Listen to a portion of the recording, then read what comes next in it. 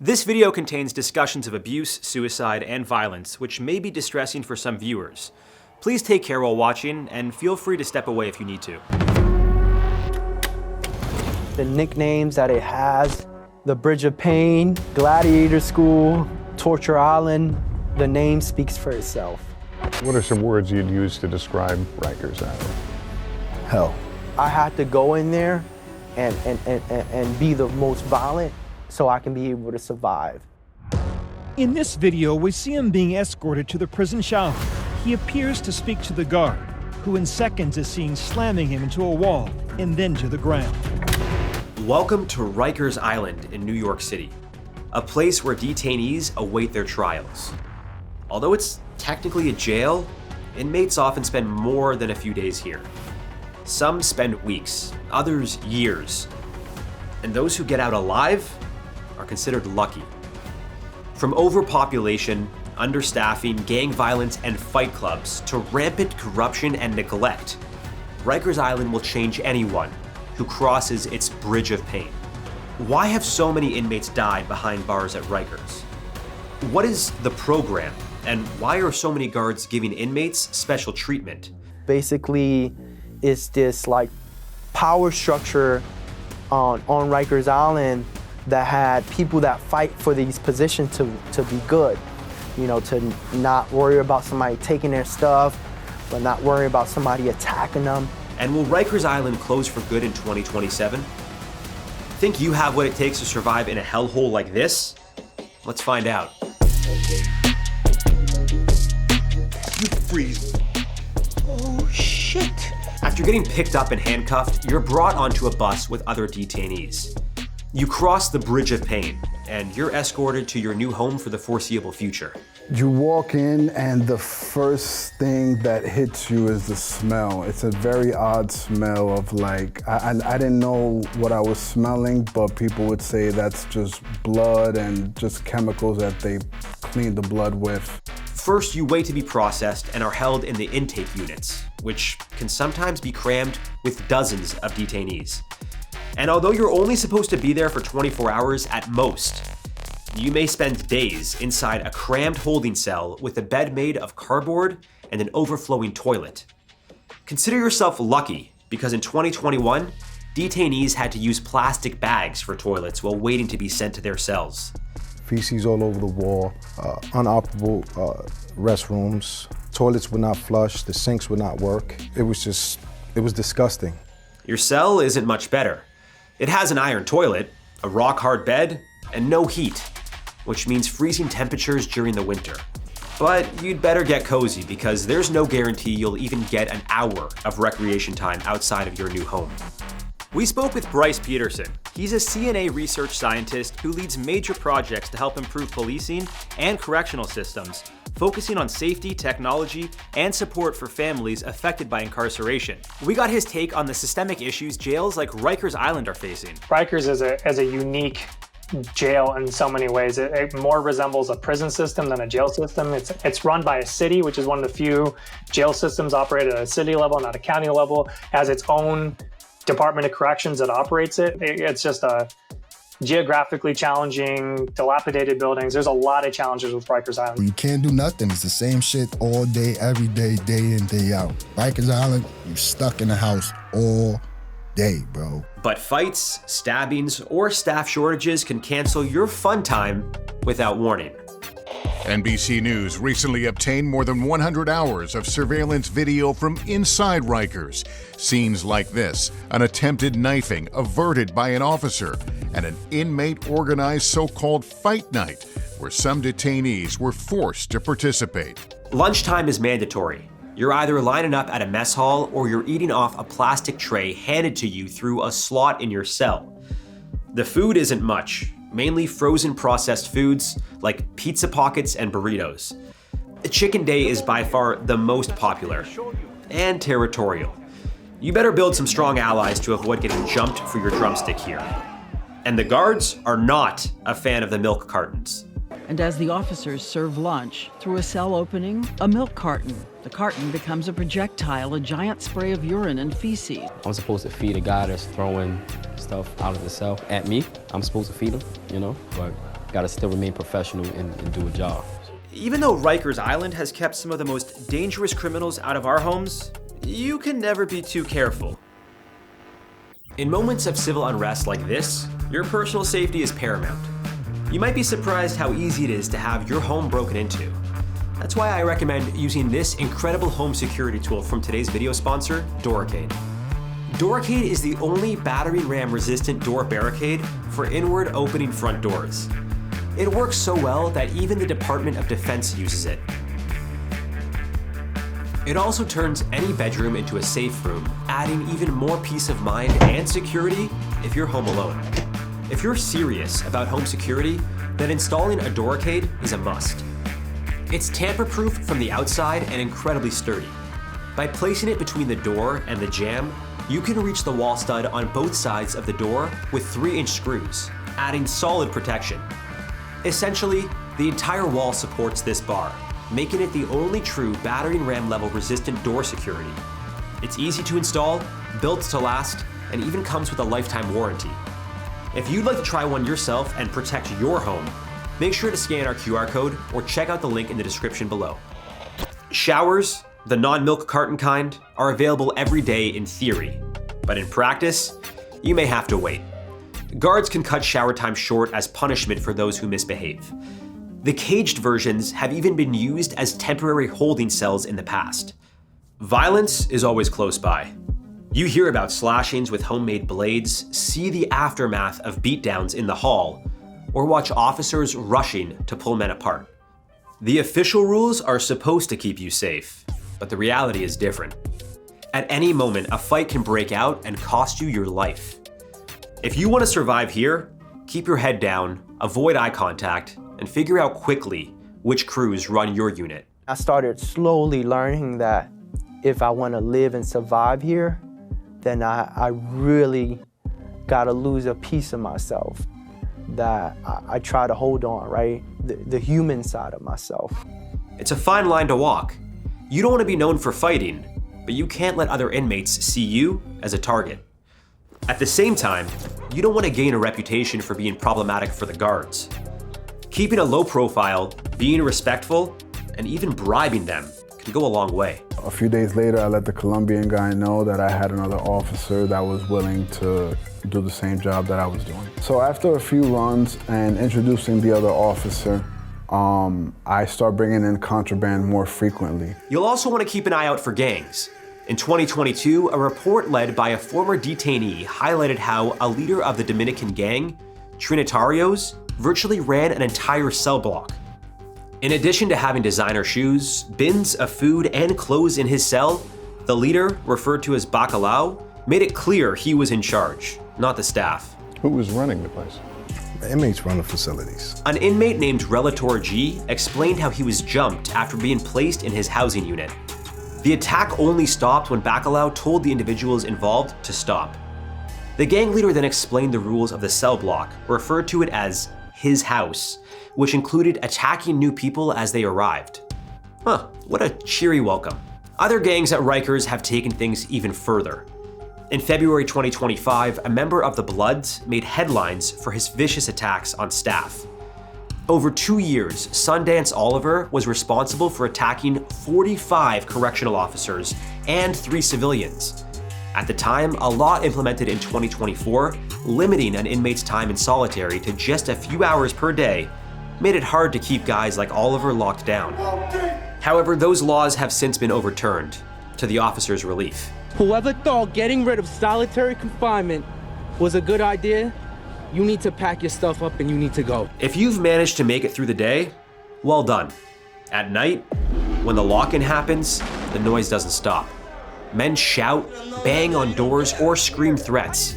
Here, sleep is a rare luxury. My first night in jail, when that door closed, I probably cried hysterically. Try to get as much shut-eye as you can.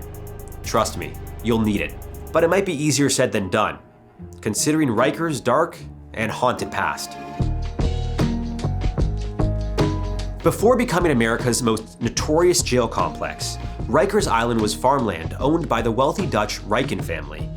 The city originally bought it in 1884 to be used as a dump. Fitting. After relying on forced labor by inmates from other NYC jails to build it, Rikers Island opened in 1932. Within its first decade, watchdogs had branded it inhumane. From the 1950s through the 70s, Rikers exploded in size and violence. Overcrowding, hunger strikes, and riots became routine. Not an animal, you know, the way they make you feel like you're an animal, the way they throw your things around, you know? It was even immortalized in Marvel Comics as a prison for supervillains. By the 80s and 90s, the chaos only escalated. Suicides among youth soared. Because it was my birthday in June, and I had nobody to be with. I took this here, my wrist.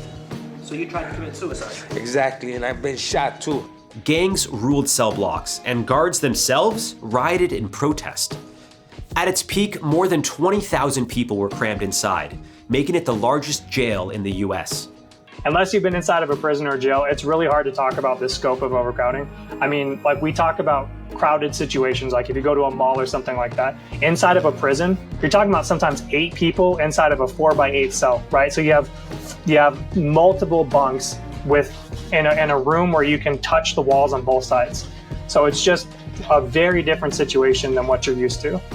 And that's their living quarters that they're often confined in for hours and hours every single day.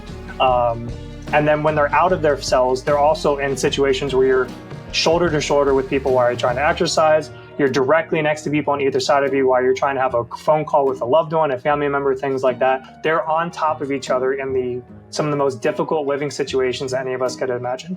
By the 2000s, Rikers was in the spotlight regularly for all the wrong reasons. At that time in 2007, there was so many youth. I had to go in there and be the most violent so I can be able to survive. And it wasn't only violent inmates causing problems. Jail staff and correctional officers were being exposed for their criminal ways too. From stolen artwork and smuggled drugs to officers forcing themselves onto incarcerated women, the staff had a lot of issues. Officers were accused of turning a blind eye to fight clubs and even encouraging inmates to attack each other. Investigations revealed the use of excessive force, a lot of it. One of the more established findings is really crowded facilities are more prone to violence, right? Not surprisingly, we have people on top of each other. They create these conditions where there's lots of tension, strain, you have staff involved. It just creates, it's a breeding system for violence, both against staff and against each other. If it's way too crowded, it's really hard for staff to manage that population effectively, which means people get away with more things, right? Staff aren't going to do as good of a job of searching them when they need to.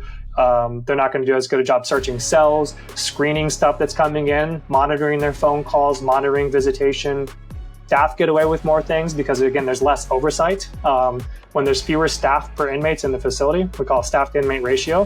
When that's lower, there's less oversight for staff too. So staff want to get away with things like staff bringing in contraband, those kinds of things. So it leads to a whole host of issues.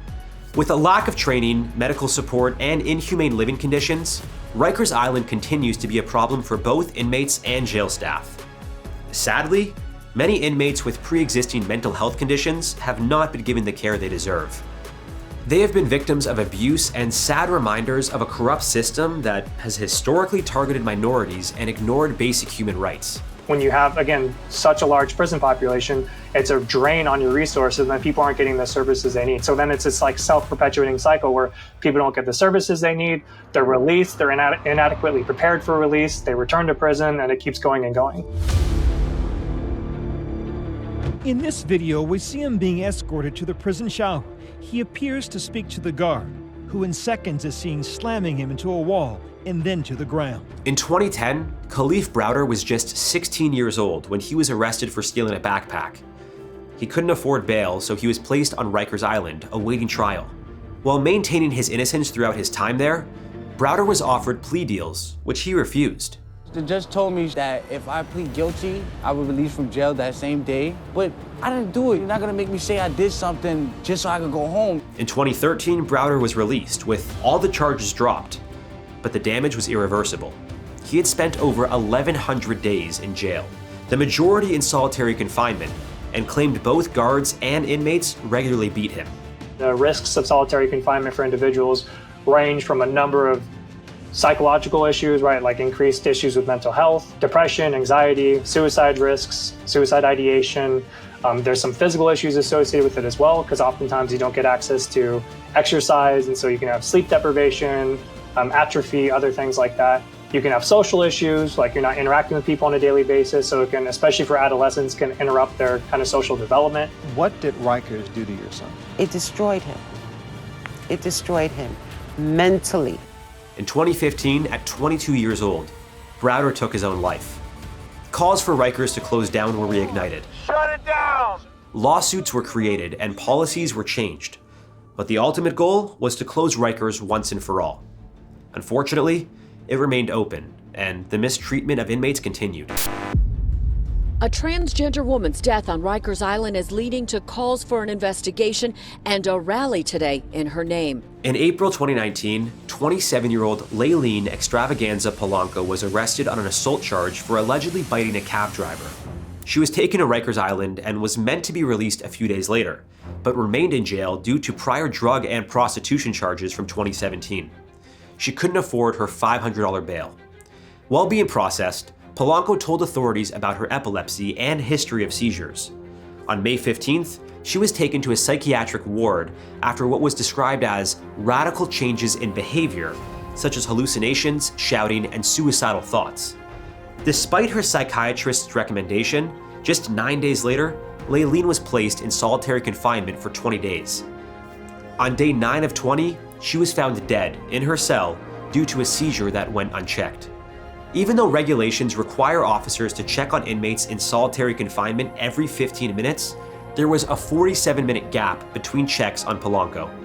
At 2:46 in the afternoon, when officers finally did check on her, she was unresponsive.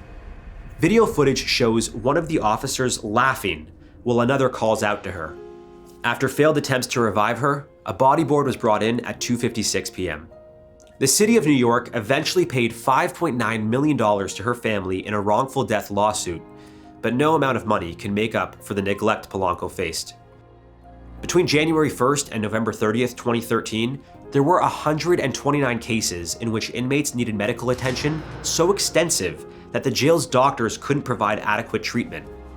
All of those cases involved correctional officers, and 77% of the cases involved inmates who were deemed mentally ill. We know that in general, the correctional population, especially in the United States, but this is true across the world as well, correctional populations have disproportionately high levels of people with mental health issues and other kinds of health issues. Fractured bones, wounds requiring stitches, it was clear that the officers were using excessive force. The majority of inmates claimed to have been beaten by officers after being handcuffed, leaving them defenseless. These assaults also resulted in 5 inmates attempting to take their own lives. One example is Jose Batista, who was arrested following a family dispute. After not being able to post a $250 bail, he was sent to Rikers, where he tried to hang himself. 4 officers cut him down and then beat him senseless. Investigators from 4 city agencies concluded that one of the officers punched Mr. Batista so severely he suffered a perforated bowel and needed emergency surgery to save his life. In a place as unstable as Rikers Island, where the mental illnesses being dealt with include bipolar disorder, depression, and schizophrenia, inmates have a hard time coping. Some turn inwards. Others are more aggressive, splashing officers with urine or physically assaulting them. I didn't sign up to be a punching bag. I didn't sign up to be a crash test dummy. You go back to that housing area that inmate assaulted you in, and you're looking at him eye to eye, and he's looking at you going, I'll do it again. Violence happens because of a lack of proper structures in place. We don't have adequate staffing, we don't have adequate surveillance systems, we don't have adequate whatever it is, like dilapidated buildings. In truth, violence happens because of all of those things, right? It's a combination of all of that. It's not one thing that explains why violence happens. It's a lack of oversight and not proper structures. It's probably a concentration of more violent people, maybe more gang members in the community, or people who are more likely to commit violence without adequate controls in place for dealing with those individuals. So maybe you don't have good classification systems, like knowing where to place certain individuals to keep them away from each other when there's violent clashes. You might have staff who are overzealous or don't have proper controls in place to stop them from engaging in uses of force and abuse and other things. It's typically a combination of all of those things. It's the prison environment, It's the people that are in there, and then it's a lack of proper controls in place. Got 22 stitches in my face, okay? This could have easily been a funeral arrangement today. But it's important to remember that Rikers Island is supposed to be a place where people are held on a temporary basis. 85% of people who are on Rikers Island are just awaiting trial. Majority of people there are still waiting to be sentenced or maybe even get released. Sadly, some don't live to see that day. In February 2014, Jerome Murdo, a former Marine who suffered from bipolar disorder and schizophrenia, was found dead in his cell, surrounded by a pool of blood and vomit. With an internal body temperature of 103 degrees, it was determined he was baked to death, as one article put it. His death was ruled accidental, as the guard who was responsible for checking on him had left her post. But given Rikers' history, a lot of people questioned if this was simply neglect. There was another incident involving an inmate with schizophrenia who swallowed toxic detergent. Despite cries for medical attention for hours, he was ignored and died. One officer was charged with human rights violations. In 2019, violence between inmates had increased 15% in just 1 year. Assaults on staff members significantly worsened too. It was dangerous for everyone who was in there, for the medical staff, for the correctional officers, and for the people who were incarcerated there. And to no surprise, officers' use of force shot up as well. Almost 30% more, making it an all-time high for the jail. Much of this use of force was against adolescent detainees, with 571 cases recorded in 2019. And when the officers weren't abusing the younger inmates, they found other ways to keep them in check. I started learning about the program. We always knew what correctional officers were the one that was upkeeping the program.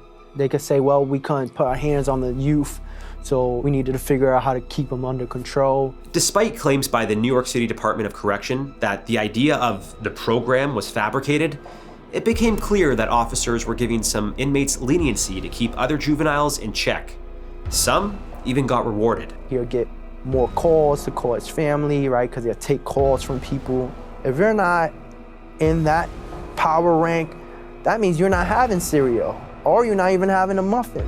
Their commissaries get taken away, their sneakers get taken away. Of course, not all staff are involved in this. While some use excessive force and others try to get inmates to do their dirty work, the jail also had another problem with its policies being abused. Once we started ramping up the investigations into the sick leave abuse, they just stopped calling completely and they started going AWOL. So there were patterns of sick leave abuse and just not showing up to work. Correction officers are given unlimited sick leave as part of a union. In the past, those caught abusing this privilege faced little consequence. And in 2021, it was reported that around a third of correctional officers at Rikers went on sick leave. In 2019, there was an average of 645 absences without leave per month. In 2021, that number jumped more than 200% to over 2,300 per month. This led to the jail being understaffed, putting both inmates and staff at risk.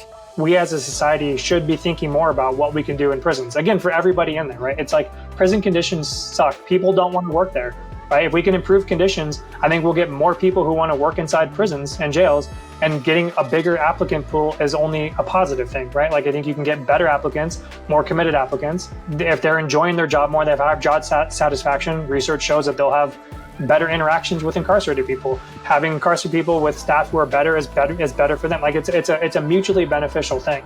Violence increased, and naturally, so did the jail's death toll. In total, 15 inmates died either by suicide, overdose, or from COVID-19. It's also important to note that all were men of color. And as shocking as that statistic is, what's even more startling is that 90% of inmates at Rikers are black or brown, highlighting an issue within the justice system beyond the walls of Rikers. The death toll in 2022 was even higher at 19 inmates.